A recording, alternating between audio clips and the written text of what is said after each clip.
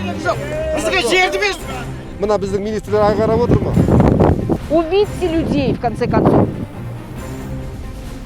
Қазақстан Республикасы парламент мәжілісі депутаттары қызыл автобуспен Түркістан облысына аттанды. Сапар барысында Сайрам, Төле би және Қазығұрт аудандар тұрғындарының мұны мұқтаждарын естіді. Халық арасында наразылық өршіп тұр, оған себеп көп.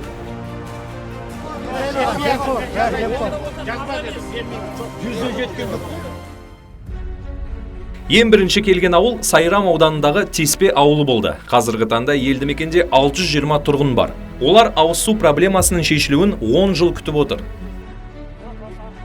Біздің ауылда ең үлкен басты мәселе ағын су болып тұр. Осыдан 10 жыл бұрын келген су 10 жыл тоқтады. Енді биыл мәселесін қозғап біз арыздандық ауданға. Бірақ ол су келмей жатыр. Өйткені біздің арықтар жасалмаған, график дұрыс істелмеген судың. Содан біздің ауыл қурап жатыр.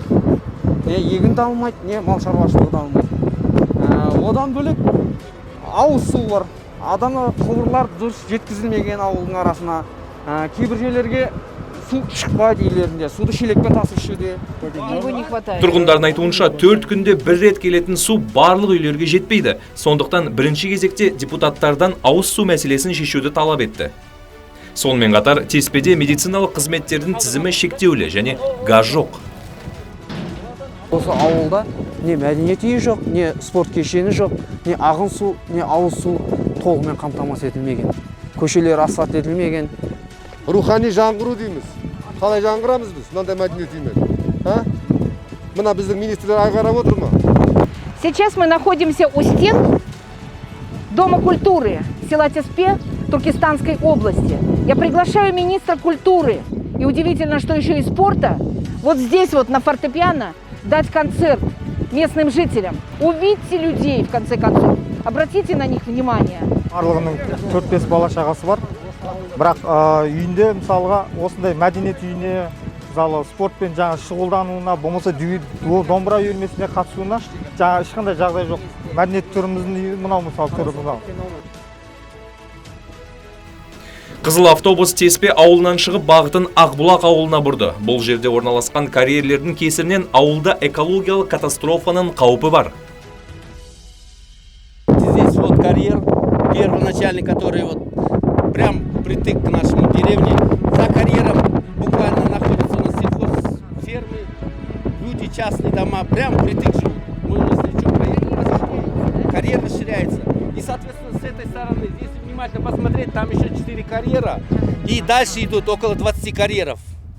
Из всех днем и ночью выходят КАМАЗы. Вот раньше ни один двор у нас, помидоры, огурцы, сельхозпродукты, никто не погубал. Я серьезно вам говорю, никто. Я уже 10 лет пытаюсь у себя в огороде что-то посадить, что-то вырастет, ничего не получается. Потому что земля уже испорчена. Да, она как цемент. Бұл жерде міне қазір халықтың шулап атқаны, мына жерде карьер бар жанымызда. Жаңа ағалар айтып кетті, 30-дан астам карьер бар. Оның 6-ауында ғана заңды лицензиялар бар. Халық ұсынған қол қойған 5 адам қол қойған адамды біз ұсынған адамды Сайрамның әкімі қоймай, жаңағы өзінің қызметіне қашып жүрген адамды әкеп қойды ғой. Елбасында сөзі бар. Бүгінгі жас ұрпақ ертеңгі кемел келешектің болашағы. Тірегі деп жатыр. Енді мынанша жастардың атынан бізден бір ғана ұсыныс ауылға жақсырап спорт комплекс салып берсе. Мына қазақта бір әдемі сөз бар да, мәдениет үйі жоқ ауыл мәдениетсіз дейді. Оған мәдениет ешкім үйрете алмайды. Мәдениет үйі болса, жастардың атынан бір-ақ ұсыныс. Они говорят, мы 100 раз бегаем туда-сюда, рассказываем и так далее, да? Пока им в час по частной лошади не скажут, это не проходит. Ну все, спасибо. Ситуация такова, что ко мне обратилась женщина, у которой супруг заболел, у него инсульт был, он сегодня уже инвалид первой группы. Понятно, что его невозможно оставить и где-то работать. И поэтому вынуждена работать супруга, ухаживая за своим мужем. Он получает субсидии государства, пособие 48 тысяч. Она не получает сегодня ничего. Он как приобретенный и считается ничего, да?